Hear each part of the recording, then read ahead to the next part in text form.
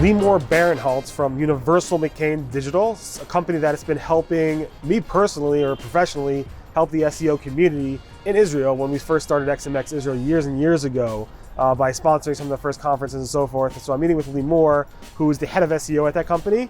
Ophir, I emailed him, he wasn't able to come out, but Limor, the head of SEO, is better to actually go ahead and be interviewed about this stuff. So we're going to talk about a lot of cool stuff, including things around the future of what SEOs and SEMs need to be involved with, things around the Google algorithm updates, how they're getting more intense and more, I guess, distracting for the SEO community. So looking forward to talking to her about those topics in SEO and for you to learning a little bit more about her and what she does for the company.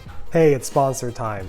You heard me talk about Ezoic before. They recently launched their Site Speed Accelerator, which instantly guarantees an 80+ Google page speed score, improving your website's UX and ranking. What you may not know about Ezoic is that they are primarily a technology for publishers. They're best known for helping content creators automate complex operations related to monetizing their content.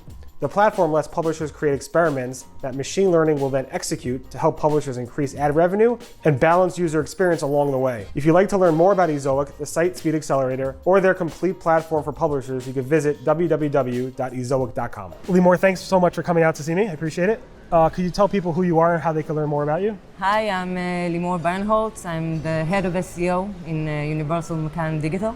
And you can learn more about me via my LinkedIn profile, our website at umdigital.co.il. Cool, and you've been the head of SEO there since 2014. Yeah, I've been working there since 2014. I've been head of since 15-ish. And you work directly, do you work directly with Ophir? Yeah. How is it working for him? You can be honest. Great. The man is a genius. He always has the questions no one thinks about. Really? Yeah. I've known him for a really long time, I believe, since probably early 2000s. He's always been a very smart person. So. Yeah.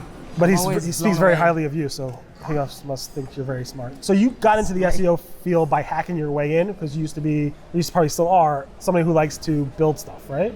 Yeah, build it.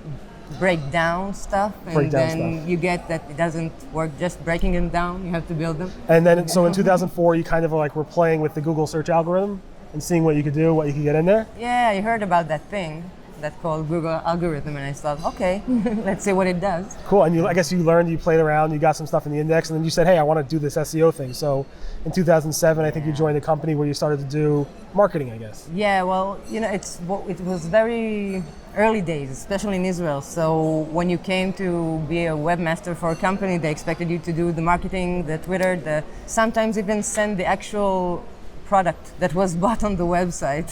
Yeah. Yeah, so I did marketing, involving everything in marketing, affiliates and exchange and everything. So based on what I read in terms of your profile, you worked at agencies, you've worked at in-house, meaning working for companies like big companies that do certain types of things where you work and say, hey, how can I help them do marketing? You worked at both large and small companies as well. Yeah.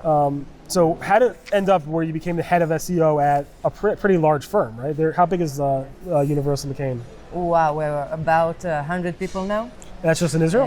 In Israel, yeah. But there's other chapters or divisions outside of Israel, right? Or am I making that up? I could be wrong. I think there might be one more chapter, but this is the major digital division. We're about 100 people doing also PPC and media, marketing automation, and we have a UX studio. Cool. Everything. Actually, and you guys are based in Tel Aviv? One-stop shop. Yeah. Based in Tel Aviv, and you drove. It's funny I find it funny how people from Tel Aviv hate driving to Jerusalem, and it's like a half hour, right? It's not so far. It's 40 minutes. It could be an hour and a half. It could be an hour and a half. It's like me driving from where I live into New York City. It could be like 40 minutes, or it could be like 3 hours. In fact, I don't know how well you know the U.S., but it took me like 3 hours to drive to New York City one day, and then 2 days later, I drove up to like Albany, which is like hundreds of miles further, and it took me less time to drive to Albany than it took 2.5 hours versus whatever. Well, they say don't get into New York with the car, so. Yeah, I make that mistake. Any event, let's talk about SEO. So you have some, thoughts about what SEO experts need to, or SEO professionals need to be today versus what they probably have to be in the future. Can you talk a little bit about that? Yeah, well, part of it's from where I came. I came from we can call it traditional way of the SEO. You mess around with computers, servers, and then there was, hey, internet. So you start messing around with websites, and there was the whole usability They called it usability back then Yes. when we were all webmasters. Yes. And then you just had to put some keywords on a page, and then you had to do some links. It always keeps evolving, and so far it evolved pretty much inside our little field. You know, you learn another thing and another thing. And I think that as we progress and as there are more and more technologies in the media that we use, in the digital media that we use for our clients, and as our clients do more and more activities offline and online, and it all affects the organic traffic, basically, at the end to the website, that an SEO expert needs to actually be a digital expert and to also understand the business goals, the business values of his clients, and to know what he does campaign-wise, whether it's offline or online during the year, so that we can do a better job. We can make a better website, optimize our pages, make some links, do anything we need to do to make sure we give the best support to their campaigns, and also have the best, this is the face of our client. And at an agency, you deal with many big clients that expect to look good. So when searchers come, and it doesn't matter what they search for after that, there's a campaign, people search more. It doesn't matter where they will come to, you want your website to be tip-top for them. So it's very important to be there and to be ahead and to be ready for every move your client makes. Not necessarily in the SEO and maybe SEO and PPC that we are all used to merging together. We have to understand that there are more fields. There's marketing automation. The customers are now getting emails from our clients telling them to come. They have new messages. Do we have content on our website supporting those messages? That's a question we need to ask. We need to know about those things.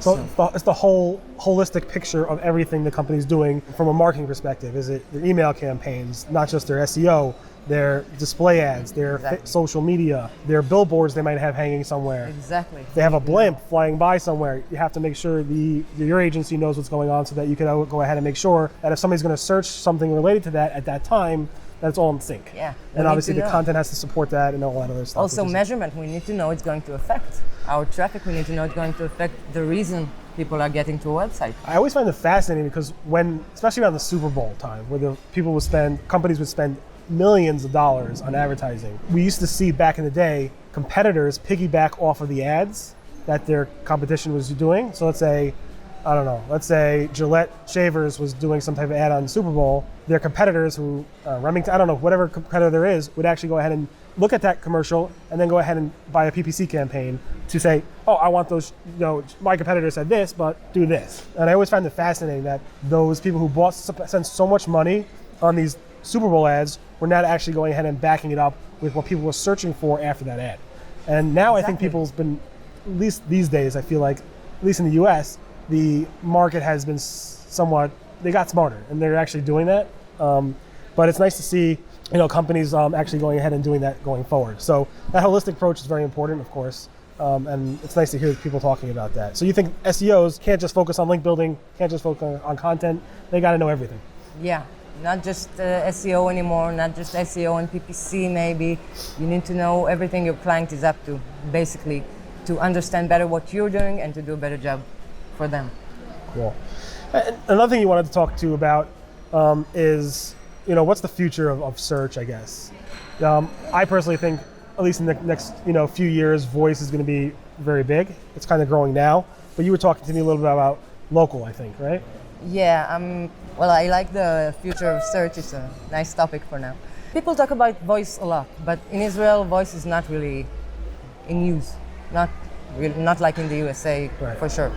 So looking at the near future, the next year, next 2 years, I think that we will find the actual value, again, for our clients, the thing that will get them actual income at the end, revenue, in Google Places. One, because it's already strong on mobile. You can tell that you've been around in SEO for a long time because you're calling it Google Places. It's changed now, Google My Business. It's always changing names. Yeah, Google Maps, whatever. Google Local. Yeah. Anyway, sorry, go ahead. So I think that right now it already has a great real estate on mobile search. Yes. The regular search, it's already up there. It's blocking the fold. So right now we can get ourselves anywhere. You can get directions. You can go to the website. You can have a post on your Google My Business listing and actually promote something. So right now it's on use, and in the near future, again, in Israel, I don't know, maybe in the US it's a bit different, but in the near future I think that we will see the more practical queries being used by searchers. The whole, we're going to learn slowly how to use voice. We're going to learn where can I find this, where is the best restaurant, where is the cheapest this product, or I don't know, any question, or diaper, any question you can come up with.